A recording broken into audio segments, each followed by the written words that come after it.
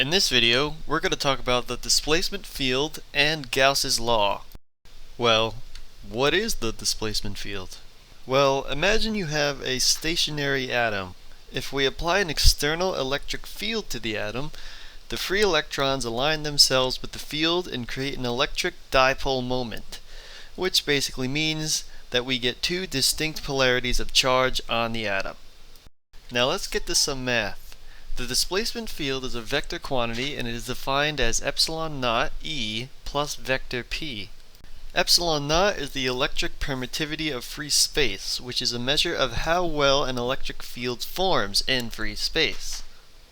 Vector P is the dipole moment density, or how many dipoles there are per unit volume. This definition takes into account how the electric field forms in free space, plus how the free charges in the atoms affect the electric field by creating dipoles. In certain materials, the dipole moment density is proportional to epsilon naught E. The constant of proportionality, chi sub E, is called the electric susceptibility, which is a measure of how susceptible a material is to an electric field. Plugging this into the equation for D, we get the following. We're going to define 1 plus chi sub E to be equal to epsilon sub R, which is called the relative permittivity. Plugging this into the equation for D again, we get this. We are going to make one last substitution. We will define epsilon naught epsilon E to be equal to epsilon.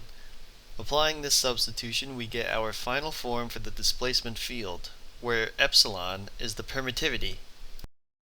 Now we can move on to Gauss's law. Gauss's law states that the total electric flux through any closed surface is equal to the total charge enclosed by that surface. But what is flux? As an example, imagine you have a solar cell and the sun is shining on it.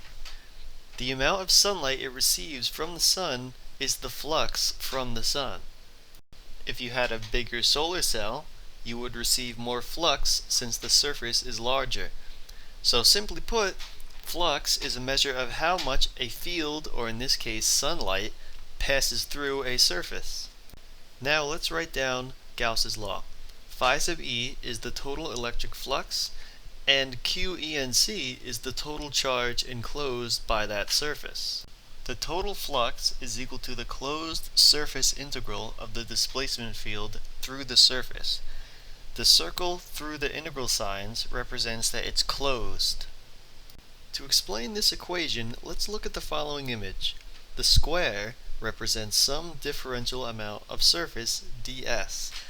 The d vector, shown in orange, always has a tangent and normal component.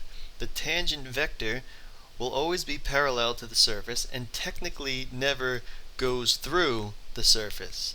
Therefore, it contributes no flux. The only component that contributes flux and passes through the surface is the normal or horizontal component, which is equal to d ds cosine theta, or simply d dot ds. The total charge is equal to the volume charge density integrated over the volume of the object. Plugging both of these relations into Gauss's law, we get this. We can use the divergence theorem on the left-hand side to write the surface integral as a volume integral. Plugging this back in, we get this. Since the two integrals are integrating over the same volume, the integrands of both sides must be equal. This leads to the final form of Gauss's law. We now have both forms of Gauss's law, the top, which is the differential form, and the bottom, which is the integral form. Both forms are completely equivalent. Gauss's law is one of Maxwell's 4 equations. Thanks for watching. Make sure to rate, comment, and subscribe.